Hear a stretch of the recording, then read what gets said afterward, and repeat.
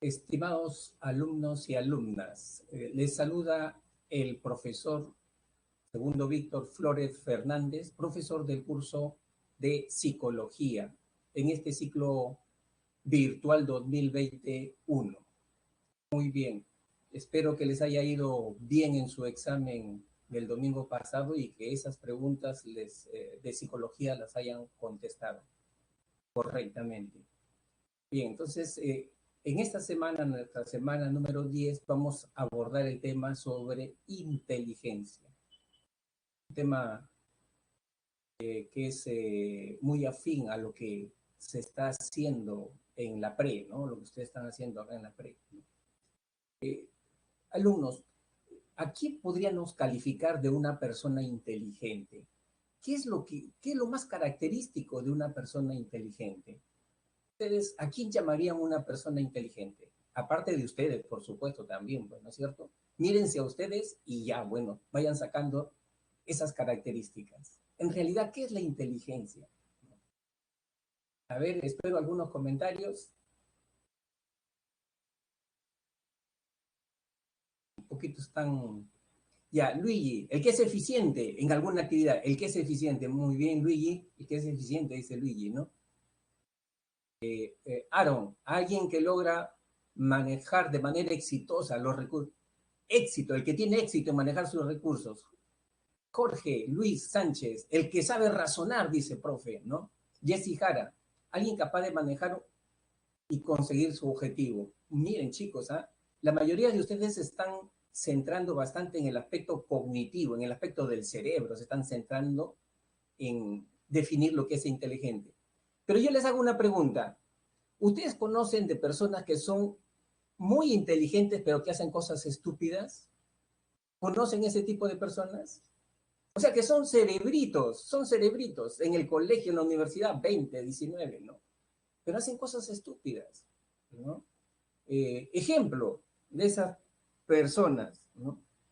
Ahí tenemos, por ejemplo, esas personas que siempre quieren tener la razón, que son soberbios, ¿no? Y siempre quieren tener la razón. Otro ejemplo, esas personas que son muy inteligentes, pero rápido se rinden, ¿no? Rápido se decepcionan. Y esos son los que fracasan más rápidamente, ¿no? Otro ejemplo de esas personas, ahí tenemos pues a esas personas que se enamoran, no son muy inteligentes, pero que su vida personal o familiar es un desastre, ¿no? Se enamoran de la persona equivocada, de una persona tóxica, pero ahí están, no la dejan, ¿no? Sufren, pero no la dejan, ¿no? Esas personas, por ejemplo, que son excelentes profesionales, ¿no? Excelentes profesionales, pero no les gusta su trabajo. No les gusta su trabajo, ¿no? Eso cuando la inteligencia se vuelve, ¿no? Como un punto ciego en la persona, ¿no? Y así vamos a encontrar muchos ejemplos, ¿no? Por eso que inteligencia tiene que ver con guardar un equilibrio, chicos, guardar un equilibrio, ¿no? De nuestras habilidades sociales, emocionales y de nuestra capacidad de pensar, ¿no? Entonces, por eso que no solamente inteligencia es actualmente si razonamos bien, si sabemos razonar bien, ¿no? Sino también si somos creativos, por ejemplo, sabemos cómo adaptarnos a los cambios, si somos personas prácticas, ¿no? Bien prácticas, no estamos solamente viviendo en las nubes, ¿no? Ustedes saben también casos de esas personas que son inteligentes, ¿no? Pero primer puesto en su colegio, primer puesto en la universidad. Cuando terminan, no consiguen trabajo, ¿no? No consiguen trabajo. Claro que la vida está dura, difícil, pero uno cuando está comprometido con su carrera, al año, a los 2 años ya está consiguiendo trabajo, ¿no? Entonces, con esa introducción, chicos, vamos a ver qué cosa vamos a abordar el día de hoy. La definición de la inteligencia, las teorías clásicas, hay teorías clásicas de la inteligencia y estos son sus representantes de las teorías clásicas, pero también hay las teorías modernas, actuales, teorías contemporáneas de la inteligencia. Y ahí está Jean Piaget, Vygotsky, Robert Sternberg, Howard Gardner y, ¿no?, Daniel Goleman. Esta frase me gusta a mí, ¿no? La inteligencia, la capacidad de adaptarse a los cambios, ¿no? Bien, ¿qué entendemos por inteligencia? allí, etimológicamente, inteligencia significa saber elegir, tomar una buena decisión. Algunos dicen saber leer entre líneas, ¿no? Elegir la mejor opción, ¿no? Esa es la definición etimológica de inteligencia. Y en realidad, ¿en qué estamos de acuerdo los psicólogos para definir inteligencia? Porque hay muchas teorías sobre la inteligencia. Hay teorías clásicas, hay teorías contemporáneas, pero estamos de acuerdo en que la inteligencia, ¿no?, es una construcción mental, ¿no?, para ver y aplicar, ¿no?, a habilidades. Cuando las personas, como decía Luigi, tienen eficacia, ¿no?, tienen eficiencia en desarrollar alguna actividad, ¿no? Y esa actividad lo hacen con rapidez. No es lo mismo resolver un problema donde la persona se demora 2 días a resolverlo en donde uno se demora 30 minutos o 5 minutos. No es lo mismo. Por eso que la inteligencia tiene que ver con una habilidad, con una competencia, con mucha eficacia, ¿no? Bastante velocidad, rapidez.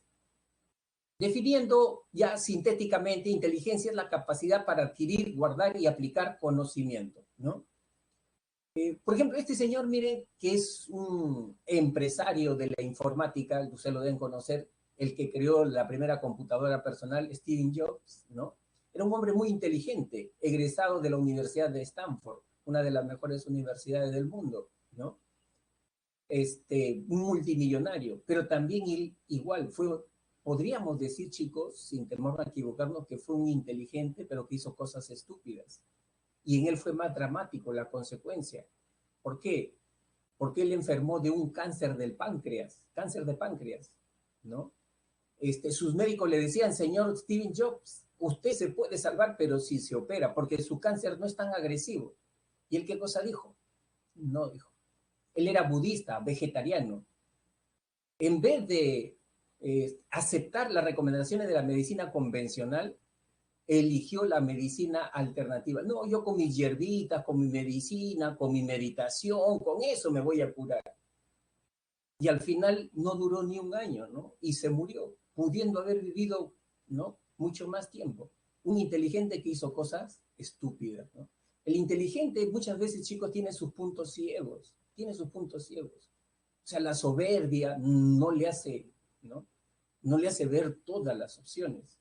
Bien, ¿cuántas teorías tenemos? Hay 2 grupos de teorías, las teorías clásicas o psicométricas y las teorías contemporáneas. En las teorías clásicas, tenemos las 3 teorías, las vamos a ver, chicos, ya para que se vayan ubicando, por favor, vayan ubicándose. Estas son las teorías clásicas, después las vamos a ver. Y las teorías contemporáneas, estas son la psicogenética de Jean Piaget, la sociohistórica de Lev Vygotsky, la triárquica de Robert Stenberg, la inteligencia múltiple de Howard Gardner y la inteligencia emocional, ¿ya? Eso es lo que vamos a tratar el día.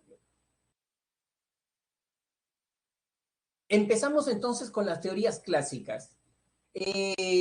¿Cuál es el común denominador de las teorías clásicas? Ellas afirman que una persona inteligente son solamente aquellas personas que pueden resolver problemas cognitivos abstractos.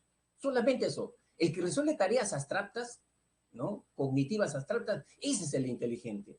O sea, ¿quién es el inteligente para ellos? Aquel que se saca 18, 20, ¿no?, en el colegio, en la universidad, el que destaca, ¿no?, en el mundo académico. Ese es el inteligente. ¿Por qué? Porque esas son tareas académicas, abstractas, ¿no?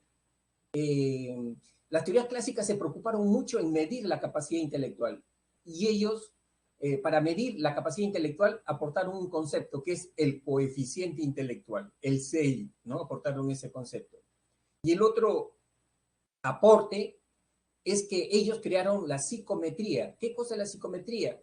Una disciplina de la psicología que se encarga de medir las facultades mentales, ¿no? Dice, así como nosotros medimos exactamente el espacio, el volumen, y utilizamos el metro, el litro, para medir las facultades mentales también lo podemos medir con bastante precisión, dice la psicometría. Psicomente, metría, medición de la mente. Ellos crearon, por ejemplo, las primeras pruebas de inteligencia. ¿Quién creó el primer test de inteligencia? Chicos, fue en el año 1904.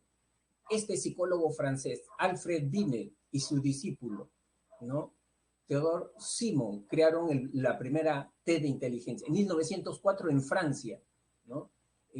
A él le encargaron, por ejemplo, diseñar una prueba para poder identificar a aquellos alumnos que, iniciado el colegio, solamente iniciado el colegio, podíamos predecir si iba a tener un buen rendimiento académico o un mal rendimiento académico para poder ayudarlo, ¿no?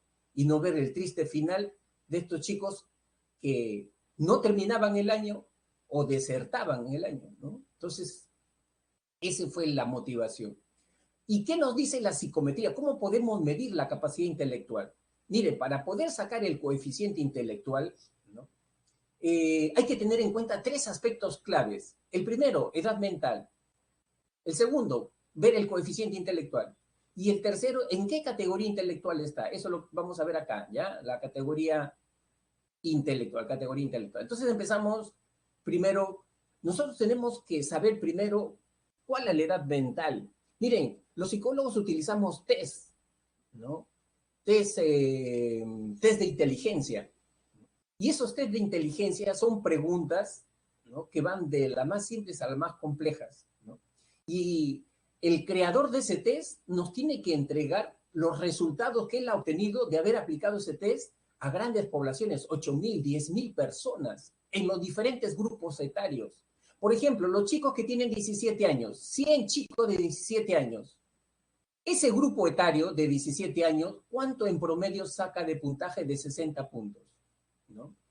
Y si, por ejemplo, él dice, ¿no? En su investigación que él ha encontrado que los chicos de 17 años en promedio hacen, ¿no? En promedio de 60 puntos, hacen 48 puntos, entonces la edad mental vendría a ser que el puntaje, ¿no? Para la edad mental de 17 años viene a ser 48 puntos, ¿no?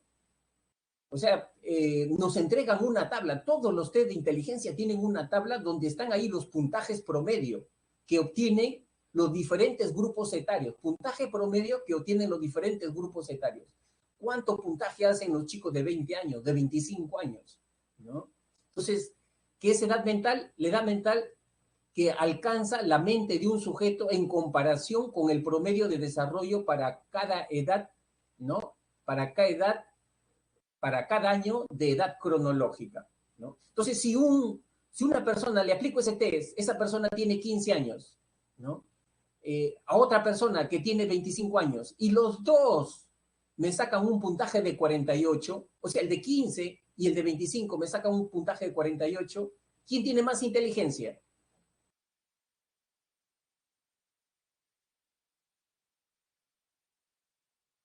A ver, chicos.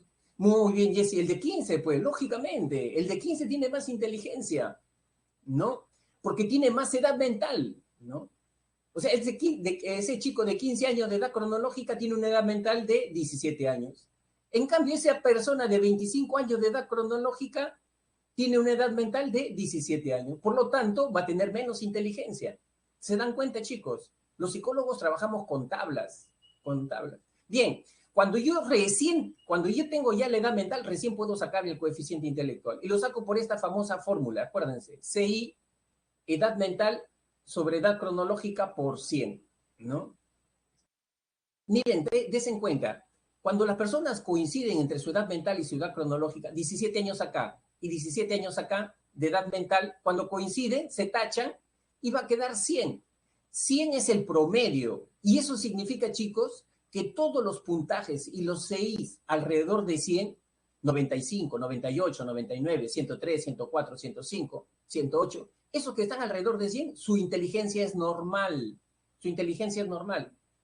Su inteligencia es promedio, ¿no? Porque están coincidiendo estas dos categorías, ¿no? Entonces, en cambio, si la persona tiene más edad mental que su edad cronológica, lógicamente 100 va a subir, va a tener más inteligencia. Y es al revés.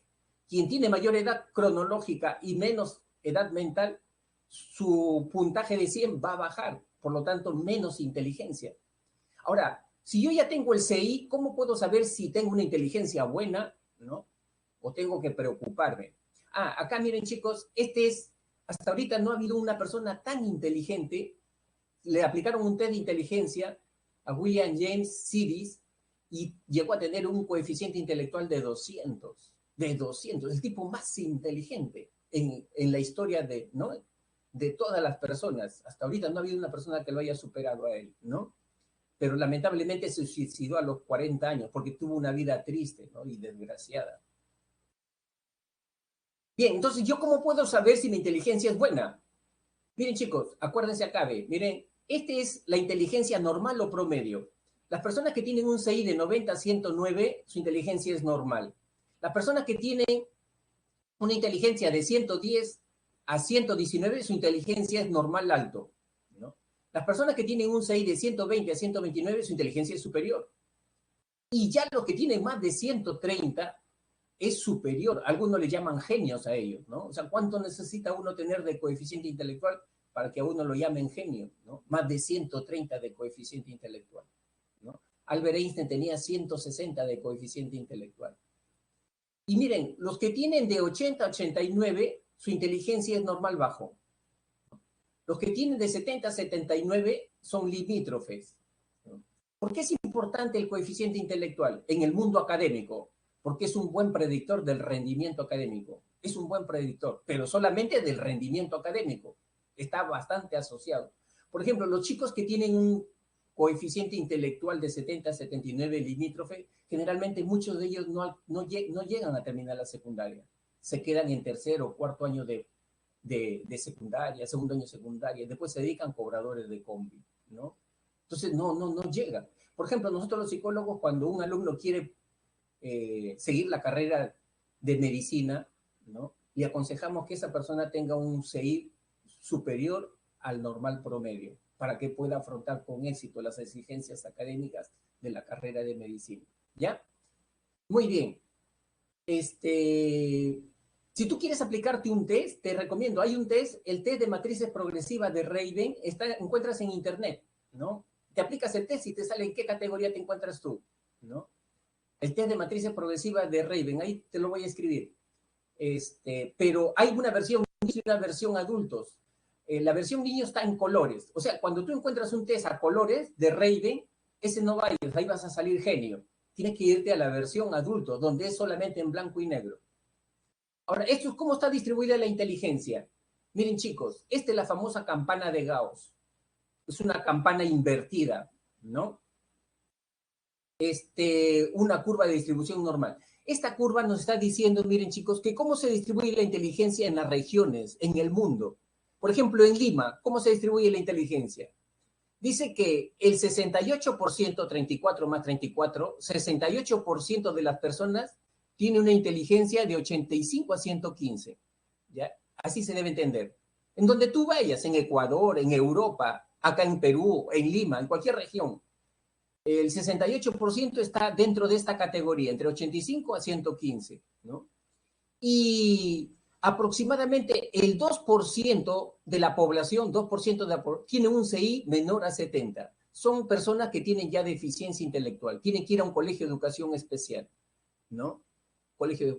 Y igualmente, para arriba, el 2% de la población tiene una inteligencia superior, ¿no? Más allá de 130. Esto nos dice la estadística, chicos. Esto nos dice la estadística. O sea, tú ya no necesitas contar uno por uno acá en Lima a ver para tener cuántos niños con retardo mental hay. La estadística te dice que es el 2%, ¿no? Y saca tu cuenta. Si Lima tiene 8 o 10 millones, el 2%. Eso es lo que hay acá en Lima con retardo mental. Los colegios, ¿cuánto están cubriendo de ese porcentaje? Y ahí ves lo que no está cubriendo el Estado para esos niños. ¿Qué cosa es eso? Estadística. Por eso que los psicólogos necesitamos llevar estadística. A algunos no nos gusta la matemática, pero es importante.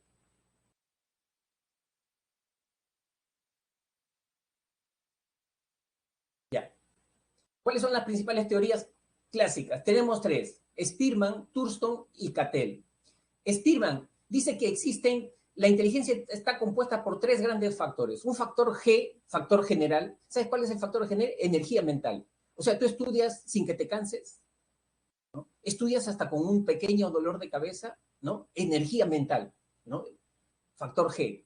Factor específico, habilidades específicas, ¿no? En razonamiento, en memoria, ¿no? Son habilidades. Y él posteriormente dice que había un tercer factor, que le llamó el factor W, ¿no? El primero factor G, ¿no? Después el factor S, ¿no? Y el factor W, ¿no? Que es la motivación, las ganas que tú le pones a hacer las cosas, ¿no? Es la que también influye en el rendimiento.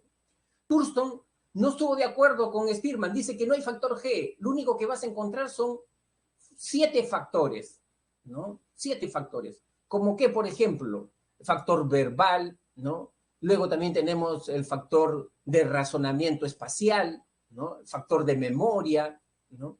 Y así vamos a encontrar que existen solamente, y cada uno es independiente del otro. O sea, si tú eres bueno en razonamiento verbal, no necesariamente eres bueno en razonamiento espacial, no necesariamente eres bueno en memoria. Cada uno es independiente, un factor independiente del otro.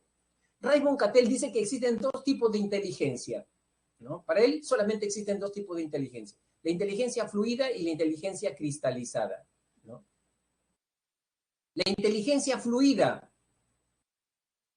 es la inteligencia con la que ya uno nace con ese tipo de inteligencia, es hereditaria. ¿Y cómo me doy cuenta de esa inteligencia fluida? Cuando yo razono solamente con imágenes, es una inteligencia visoespacial, ¿no? Acá tenemos, cuando te dicen, por ejemplo, el famoso cubo de Rubik, ¿no? Fórmame esta figura, fórmame un triángulo rojo, ¿no? O que quede así todo el triángulo, de esta forma, ¿no? Entonces tú comienzas a razonar con imágenes. Esa es inteligencia fluida. Es inteligencia fluida. Otro ejemplo, ¿no? Armarme un rompecabezas de 100 piezas, ¿no? Inteligencia fluida, ¿no? Y así, por ejemplo, esa persona que dice que antiguamente en el campo sabían leer la hora, ¿no? Con bastante precisión, ¿no? Ellos, ¿qué hora es, abuelito? Las 12 del mediodía. Mira, ¿y cómo se da cuenta? No había reloj, nada. Sabían leer la sombra que proyectaba el sol, ¿no? Inteligencia fluida.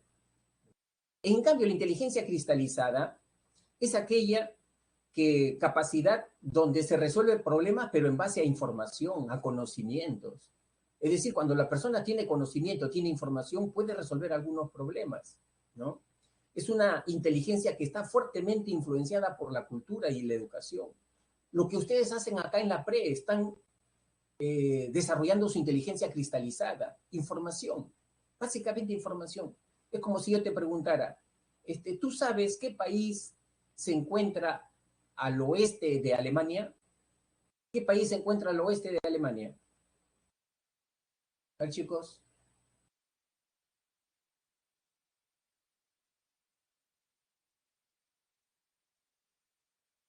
Esa es inteligencia cristalizada. Muy bien, muy bien. Yo sé, Francia, ¿no? Noruega, no, Noruega, no. ¿Cómo has llegado a esa conclusión? Porque tienes conocimiento. Si tú no tuvieras el mapa de Europa en tu cabeza, no llegarías a esa respuesta, ¿no? ¿Quiénes son los que tienen mejor inteligencia cristalizada? Los que tienen mayor nivel educativo. No tendrían el mismo nivel de inteligencia cristalizada la persona que ha estudiado un posgrado, aquella persona que ha terminado la justa su secundaria, ¿no? Entonces, ese es conocimiento. ¿Tú has visto a esa persona, por ejemplo, que le gusta comprar el diario El Comercio porque el día domingo, en la última página, tiene un crucigrama y se lo llenan en 2 horas? Rapidito se lo llenan. ¿Por qué? Porque tienen bastante información. Esa es inteligencia cristalizada, chicos, ¿no? Bien, seguimos entonces. A ver, vamos a ver cómo estamos y nos vamos entendiendo. Los adultos mayores desarrollan mejor la inteligencia cristalizada, dice Diego, si leen, pero si no leen, igualito. Si les gusta leer, sí, ¿no? Desarrollan la inteligencia. ¿Quieren saber más? ¿Tienen curiosidad? Sí, desarrollan su inteligencia cristalizada, efectivamente, ¿no?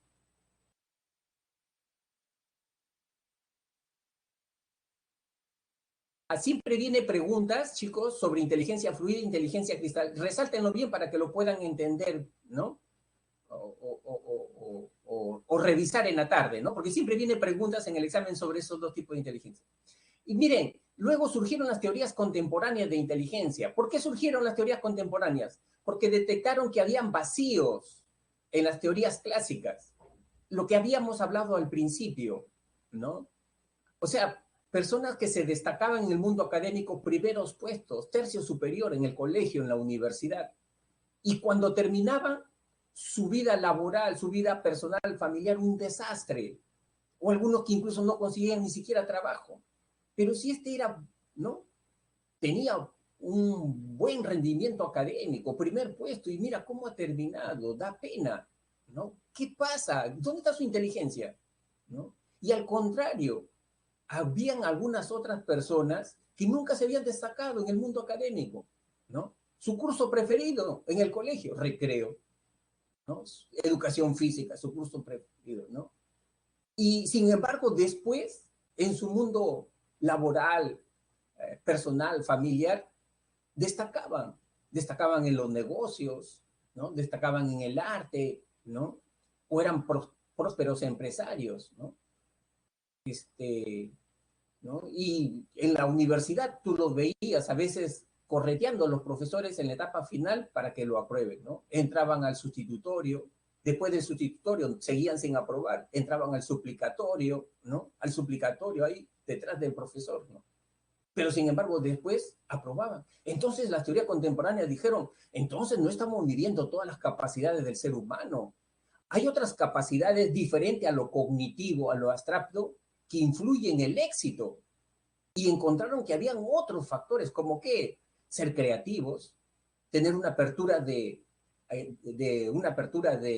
hacia el cambio, ¿no? Ser perseverantes, ¿no? Cuando estás pasando un mal momento, automotivarte, ¿no? Para superar ese mal trance, ¿no? Y no rendirte fácilmente. Entonces ellos encontraron que habían otros aspectos importantes, ¿no? Manejo emocional, habilidades sociales, capacidad de adaptación. Y surgieron entonces las teorías contemporáneas. Una de las primeras es la teoría psicogenética de Jean Piaget, ¿no? Jean Piaget creía que la inteligencia está dentro del cerebro de las personas, ¿no? Y tenía una ley interna. O sea, él le daba más importancia a la maduración, ¿no? Y que incluso el colegio tenía que adaptarse a los niveles madurativos, intelectuales de los niños, ¿no? O sea, tú no le podías enseñar, decía él, la lectoescritura a un niño que no ha alcanzado el estadio lógico concreto. Ese niño tiene que haber tenido este estadio para enseñarle la lectoescritura, para enseñarle las matemáticas. Si no, estás arando en el desierto. Entonces, para Piaget era importante la maduración. Y él decía que el ser humano intelectualmente atraviesa 4 estadios intelectuales. La primera etapa, sensorio-motriz, de 0 a 2 años. La segunda etapa preoperacional, ¿no? De 2 a 7 años. La tercera etapa, la etapa de las operaciones lógico-concretas, ¿no? De los 7 a los 11 años. Y la última etapa, la cúspide del desarrollo intelectual para Piaget, eran las operaciones formales, ¿no? ¿Qué es la etapa sensorio-motriz? ¿No? Es cuando el niño comienza a manejar e integrar las partes de su cuerpo a través del movimiento. La inteligencia se desarrolla con la actividad, con el movimiento, saltar, correr, dejar que esos niños hagan eso, ¿no? Se va desarrollando la inteligencia, ¿no? Tocar, observar, escuchar, qué lindo se va desarrollando. En la segunda etapa, ¿cómo se desarrolla la inteligencia? Con el lenguaje, hablándole al niño, contándole historias. Ahí se va desarrollando con el juego, con la imaginación, se va desarrollando la inteligencia. Y acá se presenta, pues, ¿no? El pensamiento egocéntrico, donde el niño mira las cosas de su propia perspectiva, ¿no? El niño, su filosofía es primero yo, después yo y siempre yo, ¿no? El resto no me importa. Ese es el pensamiento egocéntrico. Luego, en la tercera etapa, lógico concreto. Acá ya el niño comienza a razonar, ¿no? Pero sobre elementos concretos, no sobre elementos abstractos. Por ejemplo, elementos concretos, su colegio, su amigo, su casa, su mascota. Sobre esos elementos razona. Al niño no le importa todavía su futuro. Ese es un tema abstracto. Sobre la justicia en el país. Ese es un tema abstracto. Sobre elementos concretos. Entonces, el niño en esta etapa ya puede clasificar, ¿no? Objetos de acuerdo a un criterio, ¿no? Ya entiende las relaciones de causa-efecto. ¿Por qué estoy con gripe? Ah, ya. Ayer caminé descalzo por mi casa. Eso me dio la gripe. ¿no? O sea, ya establece relaciones de causa-efecto.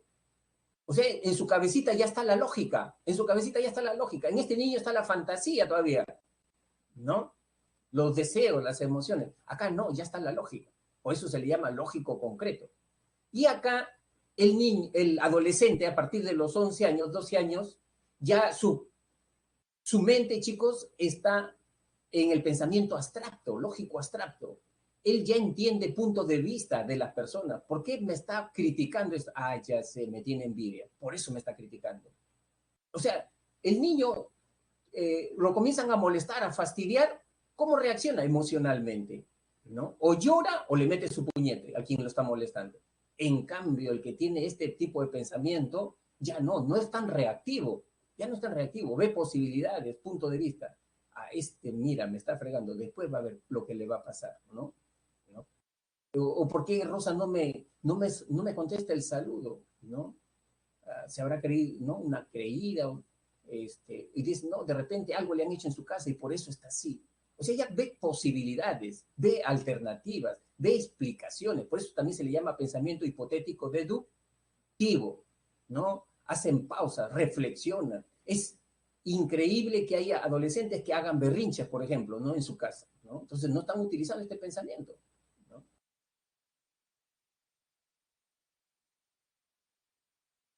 Ya. Chicos, ¿me van entendiendo? A ver, vamos a ver cómo estamos. Lo mejor que dice, lo mejor que uno puede hacer es comparar cada uno y usar la lógica para sacar una conclusión correcta, ¿no? Ese ya del pensamiento hipotético deductivo, Joshua, ¿no? Arévalo. ¿No? Sí, hay muchos artículos así que no es 100% verídico lo que dice cada una. Es Diego Alonso que dice caso, no sé a qué te estás refiriendo. Dice Joshua, no voy a ser médico, así que F para mí, ¿no? Correcto, sí me están entendiendo. Eso es lo más importante. Ahora, tenemos la otra teoría, se llama la teoría sociohistórica o dialéctica, también que es lo mismo. ¿De quién es? Del ruso Lev Vygotsky.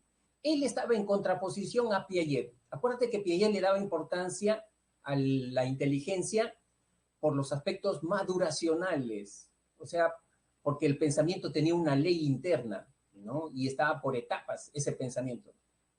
Y que la educación debe respetar esas etapas, decía Piaget. En cambio, él decía todo lo contrario. Miren cómo es en psicología. Decía todo lo contrario, mentira decía, ¿no? Para que se desarrolle una persona, ¿sabes cómo tiene que desarrollarse? Cuando tú lo retas, le pones problemas más complicados a su nivel, ¿no? Pero no lo debes dejar solo, no lo debes dejar solo. O sea, si esa persona está en tercer año de primaria, ponle problemas de cuarto, quinto año de primaria. Rétalo, ¿no? Pero no lo dejes solo. Ponle ahí a un buen profesor, a un buen guía, y que ese profesor, ese guía, le dé pautas, le dé pautas. Y vas a ver con esa práctica, después ese alumno lo va a resolver solito, solito, ¿no? De esa manera se desarrolla la inteligencia, decía ayer. Por eso que, perdón, Vygotsky, por eso que para Vygotsky era importante la relación con el maestro, la relación del novato con el experto. Es importante para el desarrollo de la inteligencia, decía Vygotsky, ¿no? Dice, la inteligencia es producto del aprendizaje, de la interacción social, de la relación de un experto con un novato, ¿no?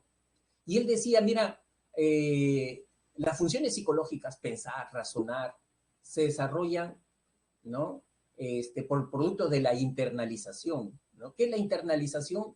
Cuando vas asimilando estructuras mentales. ¿Y cómo se vas asimilando esas estructuras mentales? De dos maneras, dice. Esas estructuras mentales, el pensamiento, por ejemplo, la memoria, aparecen dos veces. Uno en el plano social, que es el interpsicológico, y otro en el plano individual, que es el intrapsicológico. Para que lo puedas entender, un ejemplo práctico. Cuando el niñito recién está empezando a contar, ¿qué hace la profesora primero? No le enseña con cuestiones evidentes, concretas, ¿no? Acá tienes, ¿no? A ver, ¿cuánto es 5 más 4, ¿no? Y le pone ahí visiblemente, ¿no? Objetos, ¿no? Cuentas, moneditas, chapitas, para que él vaya contando. O acá tienes, le dicen tu dedito, tienes 3. y le sumas 5, ¿cuántos tienes? ¿No? O sea, en esa relación, ¿no?, interpersonal, con evidencia, con cuestiones concretas, después el niño, en una etapa, después eso lo internaliza y ya no necesita soporte concreto. Y solito va a sumar 4 más 5, ¿no? Va a sumar solito, ¿no? Así se va estructurando el pensamiento, dice Vygotsky, ¿no? Por eso que el desarrollo intelectual tiene esas dos etapas, inter y después intrapersonal. Y él creó este concepto de la zona de desarrollo próximo, ¿no? ¿Qué es la zona de desarrollo próximo? Dice, chicos, es esa distancia, mira, esta distancia de acá, esta es la zona de desarrollo próximo, esa distancia en donde tú haces una tarea más complicada, por ejemplo, tú que estás ahorita en la academia, ¿no? En preparación, pero de repente para exigirte y desarrollarte, te pongo problemas de matemática, de aritmética, álgebra o química a un nivel más superior todavía al que estás ahorita, el de que ha terminado un chico de quinto año secundaria. De repente, primer ciclo, segundo ciclo, ¿no? De la Facultad de Matemáticas o de Ciencias Biológicas, ¿no? Te pongo un problema más complicado, pero no te dejo solo, no te dejo solo. Te voy guiando, no te voy resolviendo el problema, te voy guiando, te voy dando pautas, pistas. El profesor va viendo a ver qué conocimientos previos tiene, ¿no? Y le voy enseñando, ¿no? Le voy enseñando. Y después que he hecho eso, después que he hecho esa primera etapa, después ya te digo, a ver, resuelve estos otros problemas, pero tú solo, ¿no? Y dice, miren chicos, que han encontrado que hay alumnos que cuando ya resuelven los problemas solos, algunos alumnos pueden resolver problemas incluso 3 grados adelante del que están, 3 grados adelante. Otro que resuelven 2 grados adelante del que están. Otros un solo grado superior al que están. Y otros se quedan con los problemas del mismo nivel, ¿no? ¿No? Entonces, ese es su desarrollo potencial. El que resuelve más, el que resuelve problemas de grado más avanzados, ese tiene un buen desarrollo intelectual, esa es su potencia. Eso es lo que hay que medir, decía Vygotsky, ¿no? Eso es lo que hay que medir, su desarrollo potencial. No el desarrollo real, sino su desarrollo potencial. Por eso es importante poner buenos profesores que le vayan dando pautas, que lo vayan guiando, porque eso jala el desarrollo, ¿ya? Entonces, eso es lo que dice Vygotsky. Luego tenemos la teoría triárquica de Robert Sternberg, ¿no? Él dice que la inteligencia tiene 3 factores, tiene 3 componentes. La analítica o componencial, la creativa o experiencial y la práctica y la contextual. Y Sternberg fue muy inteligente, ¿eh? Fue muy inteligente en señalar que las universidades norteamericanas estaban evaluando solamente eso, ¿no? Y es lo que hacen acá en el Perú también. ¿Qué cosa evalúan? Solamente esta capacidad, ¿no? O sea, los problemas del mundo académico, donde se desarrolla la parte lógica, matemática y verbal, ¿no? Todo lo que sea análisis, evaluación, ¿no? Que desarrollan todos los exámenes de admisión, ¿no? Pero eso será toda la inteligencia. Sternberg dice, no. Para tener éxito en la vida, también la persona tiene que tener inteligencia creativa, ¿no? Es decir, que esa persona sepa aportar ante un problema nuevas ideas, nuevas ideas. Acuérdense el pensamiento lateral, lo que habíamos hablado la semana pasada. Y también que tenga capacidad de apertura a los cambios, que no sea una persona rígida, ¿no? Yo he visto acá, por ejemplo, en la algunos alumnos que no se dan cuenta que están en otra etapa de su vida y que necesitan hacer cambios en su forma de preparación, ¿no? Y muchos se tardan incluso un año en darse cuenta, ¿no? ¿Qué cosa dicen? Después de un año de preparación, no, ahora sí ya tengo que estudiar, ¿no? Con conciencia, dicen, ¿no? O sea, un año han perdido, ¿no? Porque son muy rígidos, están con la misma experiencia con la que estudiaban en el colegio, ¿no? Y ya esa forma de estudiar en el colegio ya no te sirve acá no te sirve, ¿no? Entonces tienes que tener una actitud de apertura, ¿no? Hacer cambios en tu vida, en tu forma de preparación, ¿no? Recuerdo el caso de una chica que no podía estudiar en casa porque había mucha interferencia. ¿Qué hizo? Esa chica se puso a dormir desde las 8 de la noche hasta las 11, 12 de la noche, ¿no? A las 12 de la noche se despertaba ya. ¿Y qué encontraba en su casa? Silencio, silencio. Y se ponía a estudiar. Y toda la madrugada. Y ya no dormía, ¿no? A las 7 se alistaba para ir nuevamente a la academia, ¿no? sea, eso también es importante, ¿no? Tener una actitud de cambiar cosas, ¿no? No quedarte en la rigidez de tu propia experiencia, ¿no? Pasada. ¿No? Capacidad para imaginar y relacionar hechos también, inteligencia creativa.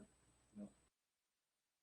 Y la otra inteligencia, dice Stenberg, es la práctica o contextual. ¿Saben cuál es esta inteligencia, chicos? Es cuando las personas hacen un ajuste eficaz al entorno, ¿no? Es decir, estas personas optimizan sus recursos, ¿no? Sus debilidades las vuelven fortalezas, ¿no? Y sus debilidades muchas veces las potencian ellos, ¿no? Saben cómo potenciarla.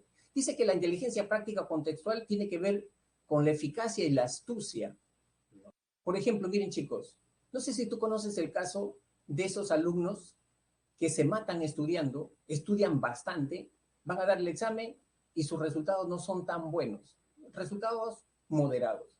Sin embargo, hay otros chicos que estudian estrictamente lo necesario, sí estudian, pero estudian estrictamente lo necesario, van a dar el examen y tienen buena nota. ¿Por qué? Porque este último tiene más inteligencia práctica. El primero, de repente, tiene buena inteligencia analítica. Estudia un libro por acá, una bibliografía por allá, consulta internet, todo. Pero va a dar el examen y ¿qué pasa? Ninguna pregunta sobre lo que él ha estudiado le ha venido en el examen. O sea, ese alumno ha estudiado y se ha ido por las ramas. Tú no eres de esos alumnos que cuando estás estudiando te pones a estudiar otras cosas que no tienen nada que ver con lo que te van a preguntar en el examen. Es que no tienes inteligencia práctica. Por eso yo siempre les digo, cuando ustedes estén revisando su cuadernillo, el profesor le esté explicando, resalten lo que es más importante. Céntrense en eso, no se dispersen. Eso es tener inteligencia práctica. La inteligencia práctica es astucia. Con poco hacer mucho. Con poco hacer mucho. ¿Ya? Luego tenemos esta teoría de las inteligencias múltiples de Howard Gardner, ¿no? Este también es una revolución en la concepción de inteligencia. Los colegios ahora de la secundaria están adoptando este modelo, ¿no?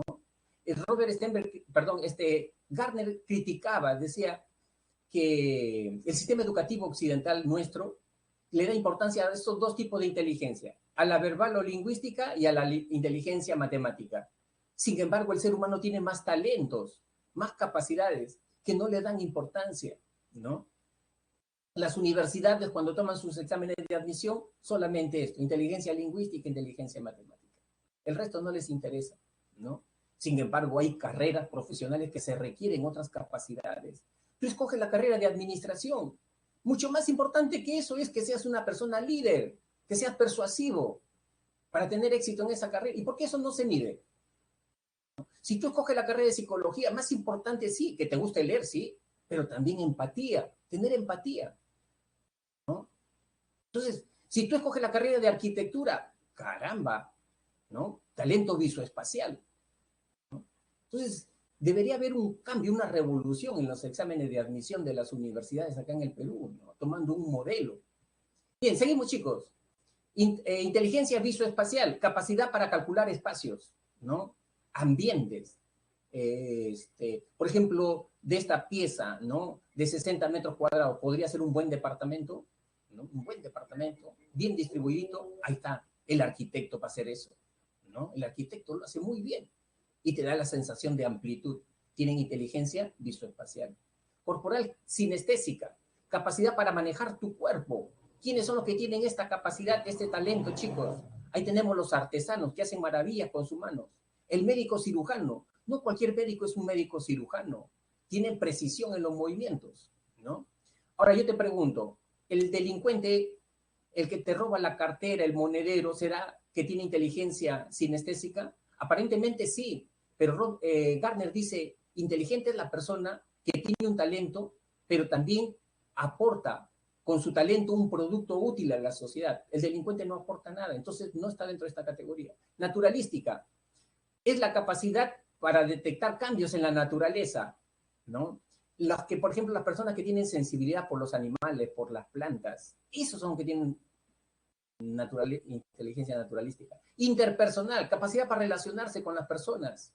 Esas personas que son persuasivas. Esas personas que son líderes, ¿no? Y hay carreras profesionales que se requiere esta capacidad. Y hemos dicho, administración de empresas. Hemos dicho, derecho. Tiene que tener uno bastante esta capacidad, ¿no? Capacidad intrapersonal, capacidad para conocerse a sí mismos, para saber qué cosa uno quiere de la vida, ¿no? Tener claro sobre eso. ¿Quiénes son los que deberían de tener bastante inteligencia intrapersonal? Ahí tenemos los terapeutas, los que hacen terapia, ¿no? Los consejeros, los profesores, se requiere bastante. Inteligencia musical o rítmica, también. Capacidad para detectar melodías, ritmos, tonos, ¿no? No sé si tú sabes que hay personas que escuchan una sola vez una canción y rápido la reproducen con una sola vez, porque tienen inteligencia musical. En cambio, hay otras personas que pueden escuchar 5, 6, 7 veces una misma canción y no se la aprenden. En esa categoría, chicos, tengo que confesar que me encuentro yo. Si hubiera un test de inteligencia musical, yo saldría con retardo mental, se lo juro, no les miento. ¿Por qué?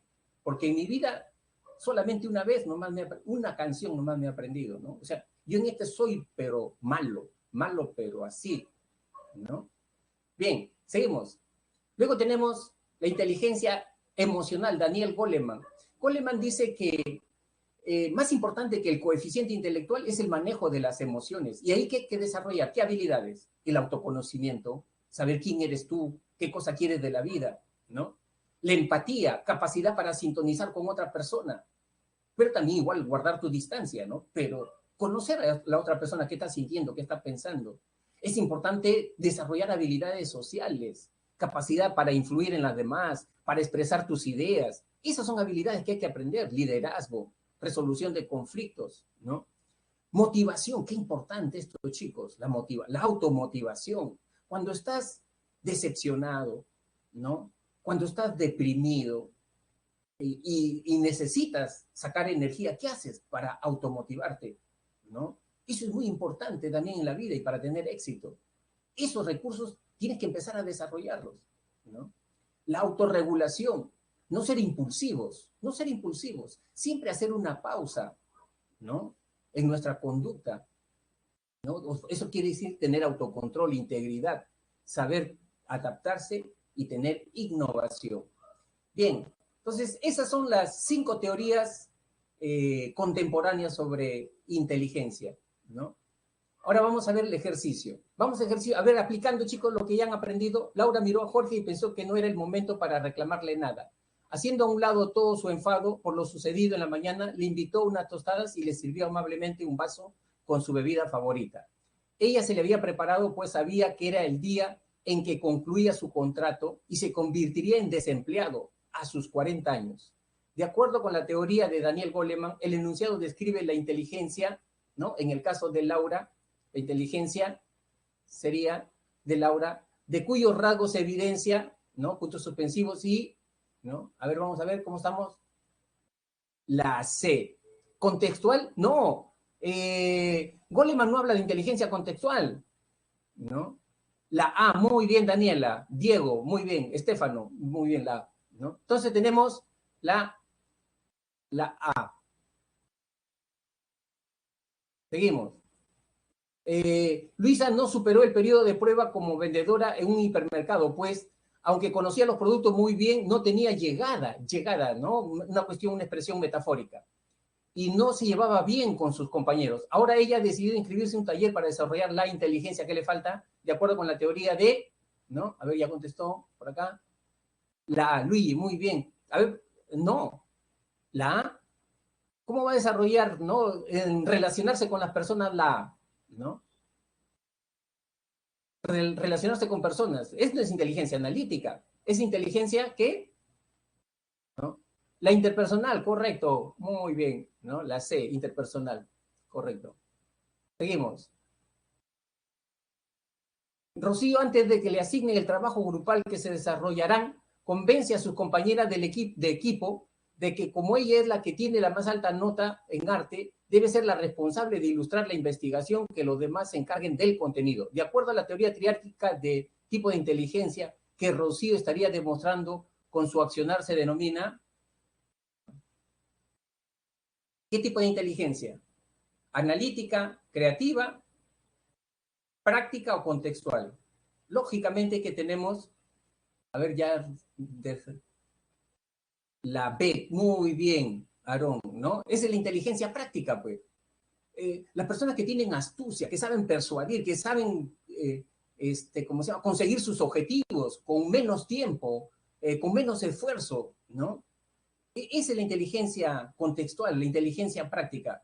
Por ejemplo, miren chicos, hay personas que se han desarrollado en el mundo de los negocios, ¿no?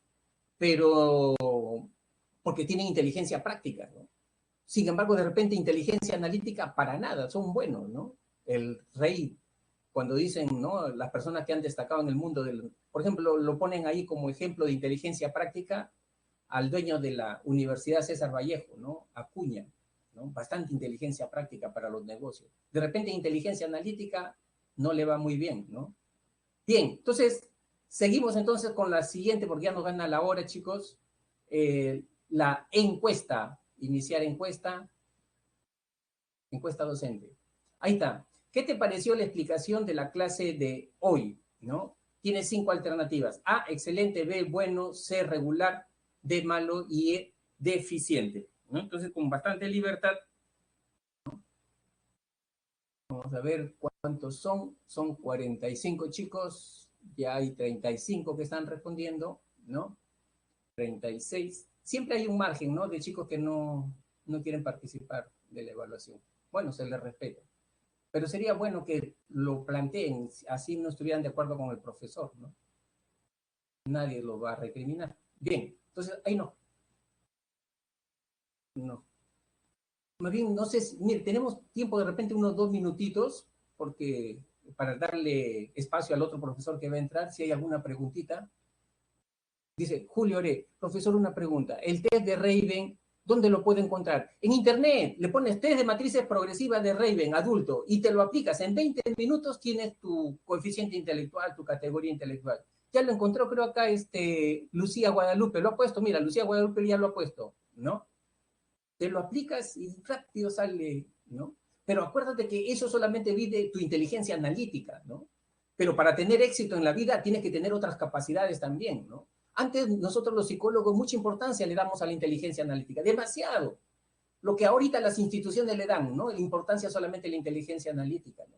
Tú tienes que darte cuenta también que de repente tienes otras capacidades, ¿no? O sea, no te obsesiones por la inteligencia analítica o por los resultados de ese test, ¿ya? Por eso que has escuchado esta clase sobre inteligencia, ¿no? Para que no... Ah, Joseph mira, que Joseph Bustencia lo está desarrollando el test, ya, mira, qué rápido.